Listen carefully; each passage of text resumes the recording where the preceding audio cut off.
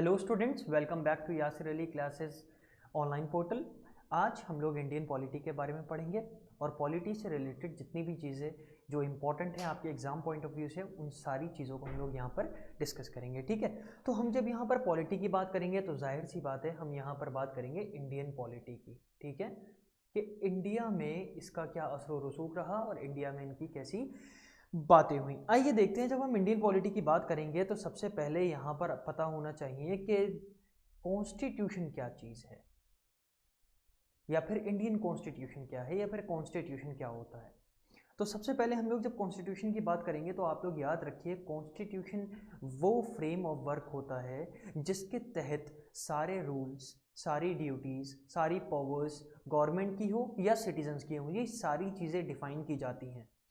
या फिर हम यूं कह सकते हैं कि गवर्नमेंट की लिमिट्स जो हैं वो हम किस में डिफाइन करते हैं, कॉन्स्टिट्यूशन में डिफाइन करते हैं। यानी अगर एक ऑटोक्रेटिक मुल्क है, एक मोनार्कियल मुल्क है, यानी वो शहर जिसमें पूरी बादशाहत है, लाइक सऊदी अरेबिया है, नॉर्थ कोरिया है, और एक वो शहर जो कि डेमोक्रेटिक है, जहाँ पर डेमोक्रेसी है, जहाँ पर इलेक्शंस होते हैं, इन दोनों शहरों में जो फ़र्क होता है ना, बेसिकली जो पावर्स का फ़र्क होता है वो सिर्फ डिफाइन करता है कॉन्स्टिट्यूशन। कौन डिफाइन करता है? कॉन्स्टिट्यूशन डिफाइन करता है, क्योंकि जो ऑटोक्रेटिक मुल्क होते हैं वहां पर बादशाह के पास तमाम पावर्स होती हैं। वहां पर बादशाह को कुछ करना नहीं होता कि भाई बादशाह जो है वो सर्टेन रूल्स के हिसाब से चलेगा या बादशाह की सर्टेन लिमिटेशन से, ऐसा नहीं होता। बादशाह जो चाहता है वो होता है। लेकिन यहाँ पर जो गवर्नमेंट होती हैं, सबसे पहली बात तो वो गवर्नमेंट हम ही चुनते हैं। डेमोक्रेसी का सबसे बड़ा जो एजेंडा है वो ये है कि people elect their representative.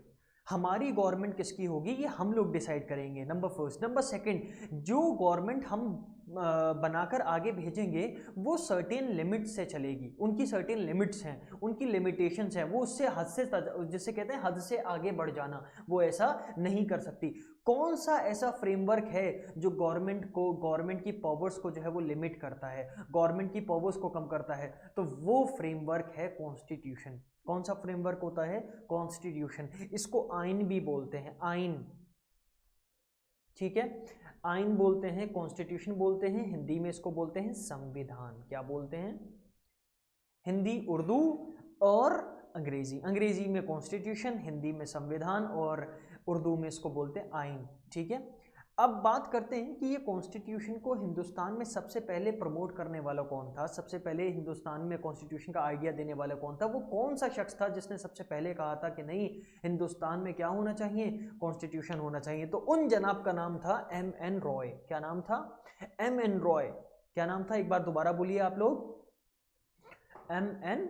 Roy. अब यहां पर हम आगे बात करेंगे थोड़ा सा, अब मैं थोड़ा सा आपको बैकग्राउंड में लेकर चलूं कि जब भारत आज़ाद नहीं हुआ था, हालांकि M.N. रॉय का जो आइडिया था कॉन्स्टिट्यूशन बनाने का, ये भी 1934 का था। 1934 में आप सबको पता है भारत आज़ाद नहीं हुआ था, भारत की आज़ादी 1947 में हुई है। तो 1934 में ही हमने बता दिया था कि हमें क्या चाहिए, कॉन्स्टिट्यूशन चाहिए। हमने डिमांड करने लगे थे कि हम एक कॉन्स्टिट्यूएंट असेंबली बनाएंगे। अब ये कॉन्स्टिट्यूएंट असेंबली क्या है, इसके बारे में आइए पढ़ते हैं।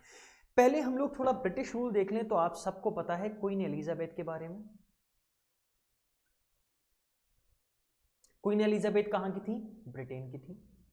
और हम सबको पता है कि हम पर किसने राज किया है। आजकल कुछ लोगों को ये प्रॉब्लम है, वो हर किसी को अंग्रेज समझते हैं। यानी जो अमेरिका में है वो भी अंग्रेज़ हैं, जो कनाडा में है वो भी अंग्रेज़ हैं, ऑस्ट्रेलिया में है वो भी अंग्रेज़ हैं। भाई, जिन अंग्रेज़ों ने हम पर हुकूमत करी थी वो सिर्फ ब्रिटिशर्स हैं। वो सिर्फ वो लोग हैं जो कहाँ के रहने वाले हैं, ब्रिटेन के रहने वाले हैं। अमेरिकन्स पर हम पर अमेरिकन्स ने हुकूमत नहीं करी थी, कनाडा वालों ने हुकूमत नहीं करी थी, ऑस्ट्रेलियंस ने हुकूमत नहीं करी थी। सिर्फ वो लोग हम पर काबिज हुए थे, उन लोगों ने हम पर हुकूमत करी है या हमें ग़ुलाम बनाया है, जो कि ब्रिटेन के रहने वाले थे। जिस कंट्री का, जिस मुल्क का दूसरा नाम इंग्लैंड भी है।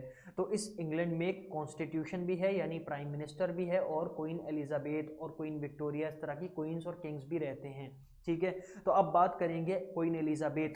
क्वीन एलिजाबेथ ने जब यहाँ पर आई अपनी ईस्ट इंडिया कंपनी को लेकर के, यानी कि ईस्ट इंडिया कंपनी हिंदुस्तान में आई, तो इन्होंने एक रेजोल्यूशन पास किया जिसका नाम था द रॉयल चार्टर 1600।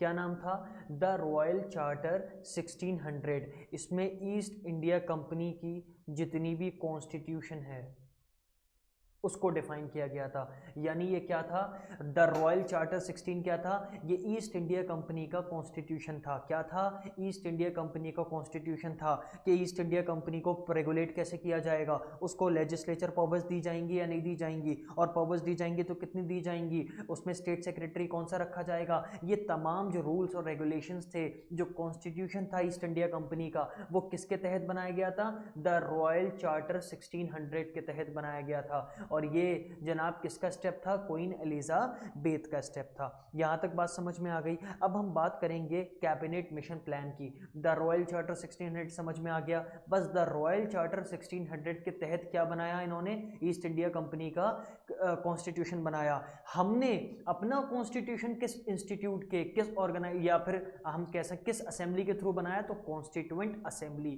किसके थ्रू बनाया, कॉन्स्टिट्यूएंट असेंबली। अब इसके बारे में पढ़ेंगे कि ये क्या है।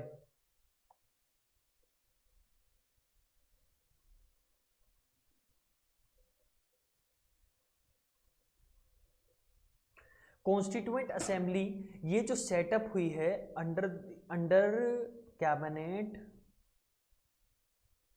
मिशन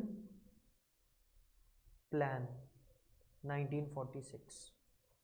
अब आपको थोड़ा सा बताऊं तो हिस्ट्री के बारे में हम पढ़ेंगे। हिस्ट्री में हम सेकेंड वर्ल्ड वॉर के बारे में पढ़ेंगे। अगर मैं आप लोगों से पूछूं जनरल नॉलेज के लिए और आपके एग्जाम पॉइंट ऑफ व्यू से भी इंपॉर्टेंट है कि जो फर्स्ट वर्ल्ड वॉर हुआ वो कब से कब तक हुआ, तो फर्स्ट वर्ल्ड वॉर कब से हुआ, 1914 से लेकर 1918 तक चला। अब मैं बात करूं सेकेंड वर्ल्ड वॉर की, तो सेकेंड वर्ल्ड वॉर थोड़ा ज़्यादा लंबे समय तक चला, लंबे टाइम तक चला। उसमें सेकेंड वर्ल्ड वॉर में जो हम पढ़ेंगे तो वो कब से कब तक, 1939 से लेकर 1945 तक जो सेकेंड वर्ल्ड वॉर चला। 1945 में ये समझ में आ गया था क्योंकि ब्रिटेन और फ्रांस इन दोनों के पास पैसा नहीं था और लड़ने का, ये दोनों कंगाल हो चुके थे। अमेरिका और यूएसएसआर, यूएसए यूएसएसआर एकदम सुपर पावर बनकर आए थे दोनों, ठीक है। यूएस हेजेमोनी में भी हमने पढ़ा कि यूएसए और यूएसएसआर ये दोनों सुपर पावर बनकर आए, और ब्रिटेन और फ्रांस ये दोनों कंगाल हो चुके थे एलीट पावर में।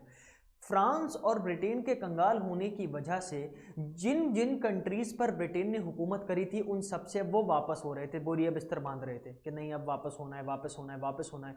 तो जब 1945 में सेकेंड वर्ल्ड वॉर हारे, सेकेंड वर्ल्ड वॉर मतलब सेकेंड वर्ल्ड वॉर में इनका दिवालिया निकला, ये डिसॉल्व हो गई ब्रिटेन, तो अब हिंदुस्तान में एक मिशन प्लान सेटअप हुआ जिसका नाम क्या था, cabinet mission plan.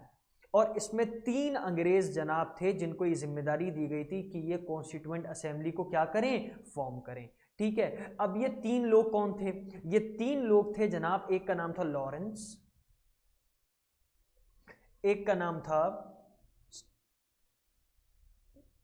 Stanford crabs, और तीसरे का नाम था A.V. Alexander.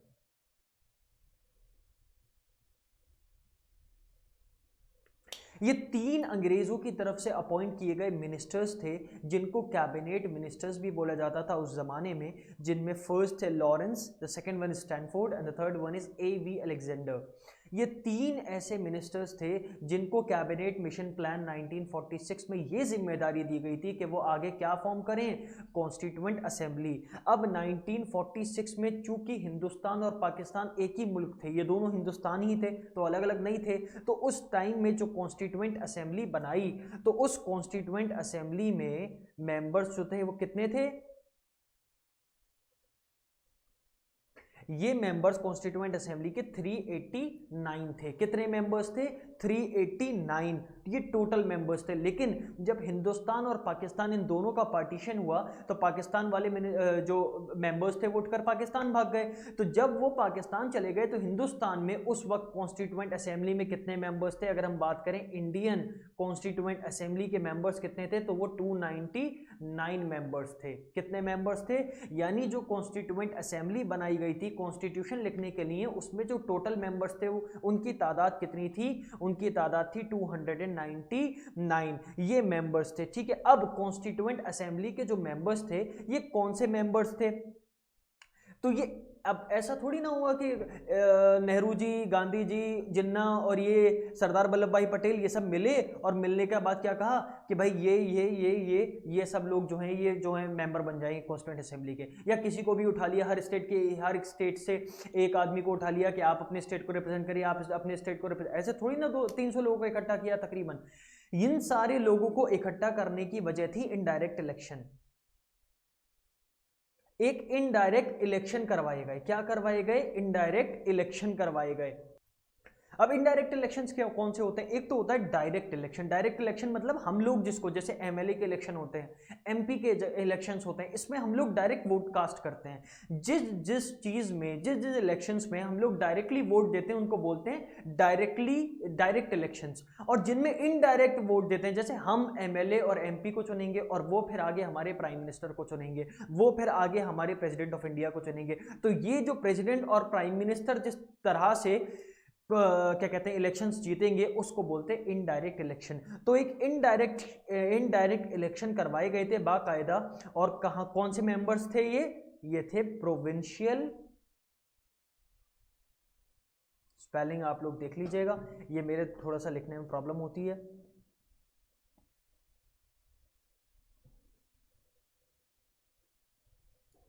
Provincial legislature assembly, ये वो असेंबली थी जिससे इनडायरेक्टली इलेक्शंस करवाकर इंडियन कॉन्स्टिट्यूएंट असेंबली के कितने मेंबर्स आए थे? 299 मेंबर्स आए थे, जिनका काम क्या था कि वो ड्राफ्ट करेंगे किस चीज को? कॉन्स्टिट्यूशन को। अब दूसरी चीज, कॉन्स्टिट्यूशन बनाने में कितना टाइम लगा? तो कॉन्स्टिट्यूशन बनाने में कॉन्स्टिट्यूएंट असेंबली को 2 साल 11 महीने और 18 दिन लगे। 2 अगर नवंबर को किसी की बर्थडे होती है ना, तो उससे ये याद रखिए, क्योंकि बहुत इंपॉर्टेंट डेट है।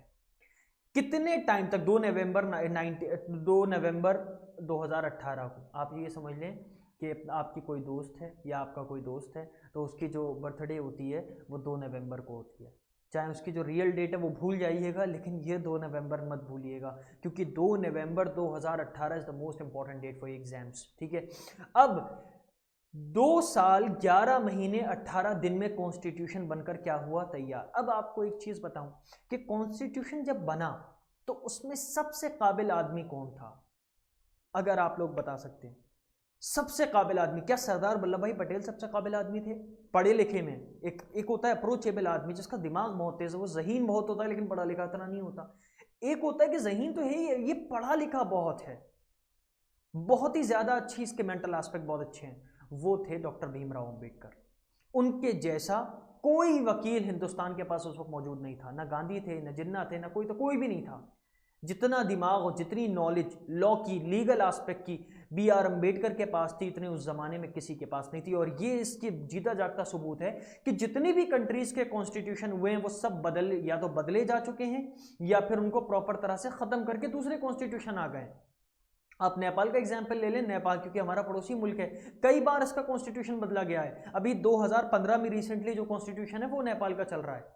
लेकिन ये हिंदुस्तान की खूबसूरती कह लें, खासियत कह लें कि अलग culture, different languages, different regions, different caste, इतना सब कुछ यहाँ पर मौजूद है। उसके बावजूद सारी कास्ट, सारी लैंग्वेजेस, सारे रीजन्स, ये सब लोग इतना डाइवर्सिफिकेशन होने के बावजूद इंडियन कॉन्स्टिट्यूशन को बहुत अच्छे से एक्सेप्ट करते हैं और आज भी करते हैं और सब इसकी इज्जत करते हैं। तो ये खासा था, ये कमाल था जो हमारे लीडर्स ने अंजाम दिया।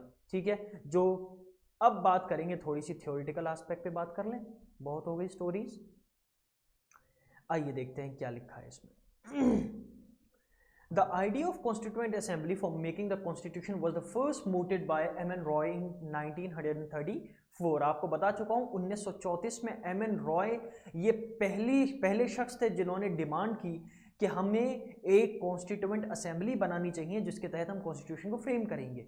अब ये डिमांड ऑफिशियली नहीं थी, ऑन पेपर नहीं थी, ऑन पेपर या फिर ऑफिशियली डिमांड इसको सबसे पहले किसने किया? इंडियन नेशनल कांग्रेस ने किया कि हमें अब जो है कॉन्स्टिट्यूएंट असेंबली बनानी है 1 साल के बाद। कब? 1935 में। इन लोगों ने अब जिद पकड़ ली, एक रेजोल्यूशन पास किया, ऑफिशियली सबमिट कर दिया कि नहीं, अब हमें क्या बनानी है? अपनी कॉन्स्टिट्यूएंट असेंबली बनानी है, जिसके तहत हम अपने कॉन्स्टिट्यूशन को क्या करेंगे?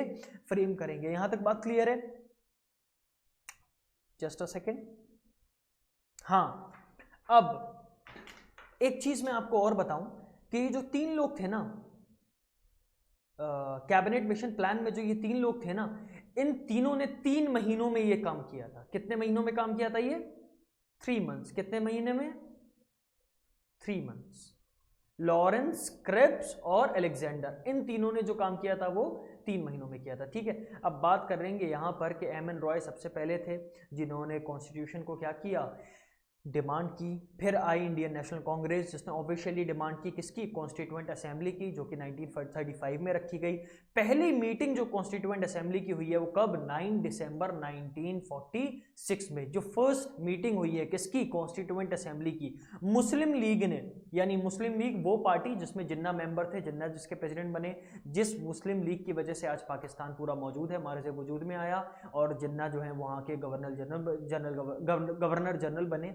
ठीक है, गवर्नर जनरल ऑफ पाकिस्तान कौन है? जिन्ना। और यहाँ के कौन थे? Lord Mountbatten. ठीक है, हमें अंग्रेजों से ज़्यादा मोहब्बत थी ना, हमने ज़्यादा टाइम तक गुलामी करी थी, तो इसीलिए हमने जो अपना गवर्नर जनरल बनाया पहला वो अंग्रेज़ बनाया, और जिन्ना साहब ने जो बनाया, और अब मुसलमानों ने पाकिस्तान में जो बनाया वो जिन्ना को बना दिया। ठीक है, हमें अंग्रेज़ों से बहुत ज़्यादा मोहब्बत थी क्योंकि गुलामी करी थी उनकी। तो मुस्लिम लीग को बॉयकॉट कर दिया पूरी तरह से कॉन्स्टिट्यूएंट असेंबली ने। मैं आपको बता चुका हूं कि टोटल 389 मेंबर्स थे, जिसमें से 90 मेंबर्स पाकिस्तान चले गए, हमें कॉन्स्टिट्यूएंट असेंबली से कोई नहीं लेना देना। और फिर उन्होंने अपना अलग कॉन्स्टिट्यूशन ड्राफ्ट किया, और वो हिंदुस्तान के कॉन्स्टिट्यूशन से बहुत अलग भी है। उसमें कई सारे प्रोविजन ऐसे भी हैं जो मजहब को लेकर प्रोटेक्शन देते हैं, जैसे 289C, 295C, ये तमाम पाकिस्तान के कॉन्स्टिट्यूशन में ऐसे हैं कि जो प्रॉफिट मोहम्मद सल्लल्लाहु अलैहि वसल्लम की शान में ज़र्रा बराबर भी गुस्ताखी करेगा उसको कत्ल कर दिया जाएगा। लेकिन ये अलग बात है कि पाकिस्तान में इसके ऊपर कोई भी किसी भी तरह का एक्शन नहीं लिया जाता। ठीक है, अब बात करते हैं डॉक्टर सच्चिदानंद सिन्हा की। ये कौन जनाब थे? ये सीनियर मोस्ट मेंबर थे असेंबली के, इसीलिए इन्हें टेम्पररी प्रेसिडेंट बना दिया गया। देखिए दो फर्क, एक तो होता है परमानेंट प्रेसिडेंट, एक होता है टेम्पररी प्रेसिडेंट। टेम्पररी प्रेसिडेंट जब चाहे तब हटाया जा सकता है, लेकिन परमानेंट प्रेसिडेंट विदाउट रेजोल्यूशन उसको हटाना मुमकिन नहीं है। या तो आपको रेजोल्यूशन पास करना पड़ेगा, या आपको पार्लियामेंट जाना पड़ेगा, या आपको सुप्रीम कोर्ट में जाना पड़ेगा, और कोई भी एक्टिविटी ऐसी है उसकी जो अनकॉन्स्टिट्यूशनल है तब तो आप उसे हटा सकते हो, लेकिन विदाउट द अनकॉन्स्टिट्यूशनल एक्टिविटी आप किसी भी प्रेसिडेंट को नहीं हटा सकते। या फिर अगर वो किसी ऑर्गेनाइजेशन का प्रेसिडेंट है तो जब तक कोई ऐसी चीज़ है, कोई ऐसी चार्जेस हैं जो लीगली फ्रेम नहीं हो सकते उसके अगेंस्ट, तो उसे उस प्रेसिडेंटशिप से नहीं हटाया जा सकता। ये होते हैं परमानेंट मेंबर। टेम्परेरी को जब चाहे तब हटाया जा सकता है, विदाउट द रीजन और विद द रीजन, दोनों हो सकते हैं। ठीक है, तो ये कौन थे? डॉक्टर सच्चिदानंद थे, ये सबसे सीनियर थे मेंबर। तो इज्जत देने के लिए इन्हें, प्रिविलेज देने के लिए इन्हें प्रेसिडेंट बना दिया गया। लेकिन प्रेसिडेंट कौन सा बनाया है? इन्हें टेम्परेरी प्रेसिडेंट बनाया गया। तीसरी चीज हम जब देखेंगे, अब देखिए आपको एक चीज बताऊं, जो मेरी वीडियो है ऑलरेडी इंडियन पॉलिटी पे वो इतनी डिटेल में नहीं है, इसीलिए ये मैं डिटेल स्ट्रक्चर इंडियन पॉलिटी का लेकर के आया हूँ, तो ये काफ़ी बड़ी वीडियो होगी।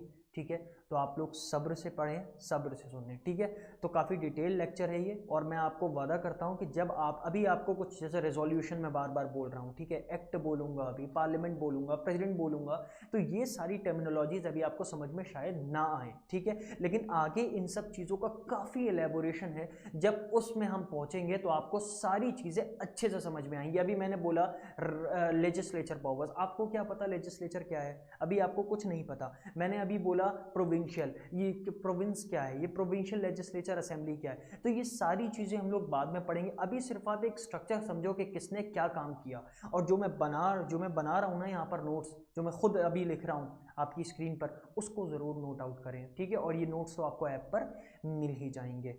नेक्स्ट बात करते हैं प्रोविजंस। देखिए वो सारी चीज़ें आ गई related to elections, provisional parliament, temporary provisions become effective from 26 of November 1949। ये सारी चीजें 26 ऑफ नवंबर 1949 में केम इनटू इफेक्ट आ चुकी थी, लेकिन जो प्रॉपर तरह से अडॉप्ट किया गया कॉन्स्टिट्यूशन वो 26 ऑफ जनवरी को किया गया, जिस दिन हम रिपब्लिक डे मनाते हैं।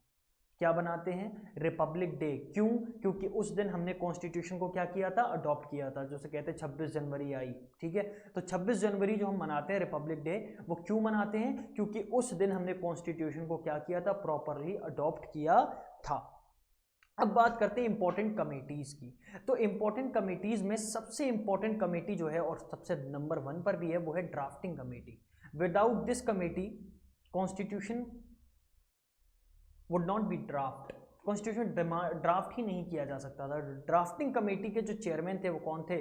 डॉक्टर भीमराव अंबेडकर। इन्हें कुछ लोग बाबा भीमराव अंबेडकर भी बोलते हैं, कुछ लोग गरीबों का मसीहा बोलते हैं, कुछ लोग पिछड़ों का मसीहा बोलते हैं। खैर, जो भी बात थी वो एक अलग थी, लेकिन अंबेडकर की एक खासियत मैं आपको बताना चाहूँगा कि जब कोई शख्स किसी ऐसे बैकग्राउंड से आता है जहाँ पर उसका कल्चर बहुत ज़्यादा अच्छा नहीं है, उसकी इमेज बहुत ज़्यादा अच्छी नहीं है, तो वो अपने गांव से, अपने कल्चर से, अपने जो गरीब दोस्त हैं उनसे थोड़ा किनारा करना शुरू कर देता है। जैसे जैसे ऊपर पहुंचता है ना, वो अपनी जो असल जड़ है ना उसको भूलना शुरू कर देता है।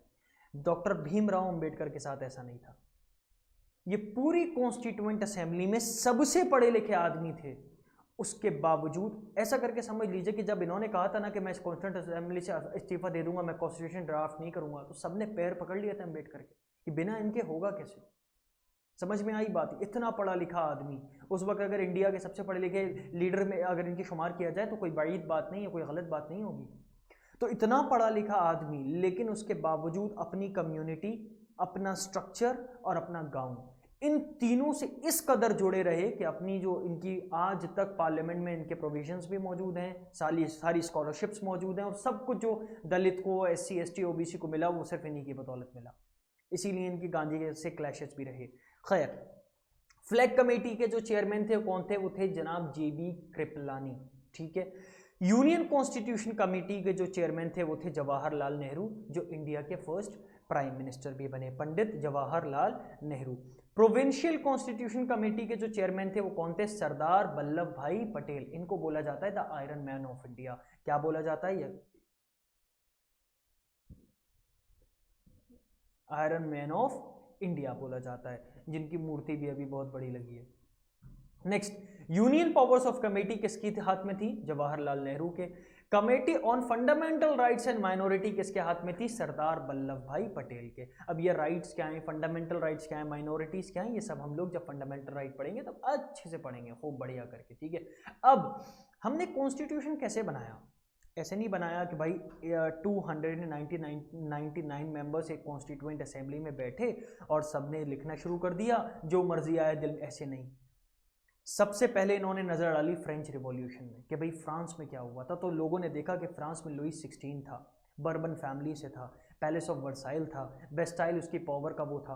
कौन कौन से स्कॉलर्स उस ज़माने में निकल के आए? रूसो निकल के आया, मोंटेस्क्यू निकल के आए, उसकी किताबें देखी, द सोशल कॉन्ट्रैक्ट देखा। ये सारी किताबों में लेजिस्लेचर, जुडिशरी और एग्जीक्यूटिव का स्ट्रक्चर लेकर आए।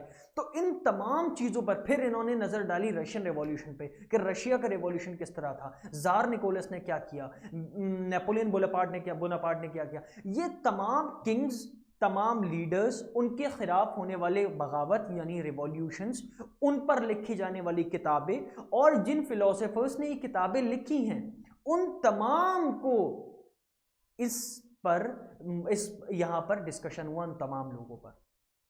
मार्क्स ने क्या, मार्क्सिज्म क्या है, लेनिनिज्म क्या है, कम्युनिज्म क्या है, कैपिटलिज्म क्या है, ये तमाम चीज़ों को बहुत अच्छी तरह से कमेटी का हर एक मेंबर जानता था, अच्छी तरह से।